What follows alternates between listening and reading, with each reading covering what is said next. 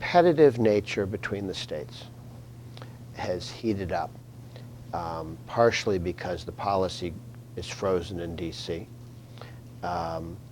And everything you can do to signal to businesses and retirees, businesses, young families moving from one place to another, this is the place to come, okay?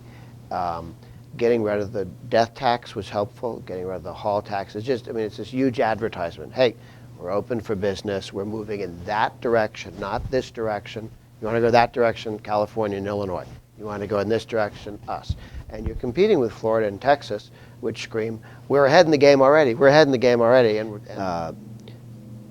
if you want to not have an income tax, you want to not have an income tax. You guys got rid of the death tax. Or started the phase out of the death tax. And this is the same thing. Let's start phasing this out and getting to absolute zero. It's much more difficult to start a bad idea from scratch than to have a little patch of bamboo spread, and to have a bad idea grow. And on this, Tennessee is helped by the fact that there's a great deal of interest. Why should Tennessee get rid of its own income tax? In order to make it not an asterisk state, but a state that has no income tax for purposes of bringing in new businesses and for people retiring here. We've got a $176 million shortfall in our budget right now. What's the advantage of doing this to us? Oh, well, because you don't have a shortfall, your government spends too much money. So you have $176 of overspending. It's not that the peasants are not sending in enough to into the monarch.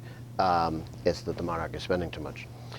What we do need to do is Tennessee needs to take a look at what the feds are looking at doing under the Ryan roadmap, which is a 10% reduction in workforce. I mean, 10% is the federal number they're looking at, but over 10 years dropping the workforce 10% through attrition, through when 10 people retire, you only replace 9 of them. So it's not disruptive or anything, but it does allow you over time to have the kind of reduction in payrolls that in the private sector you get through efficiencies. In the public sector you don't get. About 10% in the last decade since the, Yeah, well that would mean over a decade you've had 10% productivity growth, which is anemic compared to the rest of the world. That productivity growth isn't something that needs to stop. It's not something you do once. And not if you want to compete with China and India and the rest of the world. I mean, the cost of government is in every product Tennessee makes. And you want that cost to be at a reasonable rate and a competitive rate. Underfunded our government for quite a long time. So what evidence do you have that Tennessee's government is too big? Okay, 2 things. One, you guys don't have the transparency that other states have, and one needs to have that. And governments are monopolies, and absent some external force tend to just keep doing everything they've been doing. And when you look at state pensions, state benefits, and state pay versus the private sector, they're just not in sync. I mean, they're more un-in sync in California, but they're still not in sync here. And that's what we need to look at. We need to get, you have a whole series of questions. I mean, everything you're doing that you do with government employees, the question is, what are the benefit packages and the pension packages and the unfunded liabilities you're racking up, because you're spending more than you think you're spending, and you're making commitments that other people are going to have to be paying for. We just reformed our pensions and got the highest rating of any state for the bond rating agencies based on our pension reform. So how can you say our pensions are out of whack? Okay, because you're not at zero for unfunded liabilities. You're not in a position where you're not creating unfunded liabilities yet.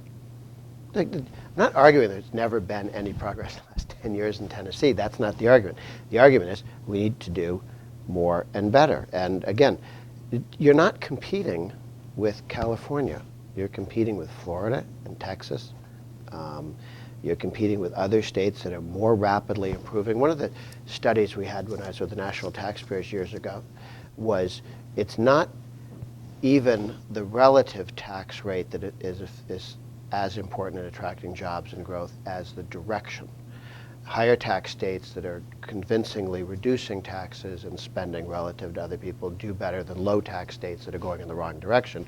Because when somebody decides to come live in your state or start a company in your state, they're not looking at last year and next year. They're looking at 20 years and 10 years. They want to know what the trend lines are. And so Tennessee has now got to compete with a whole bunch of states that where you've made progress because you had a more Republican state. Well, Arkansas, of all places, is going to become a real state.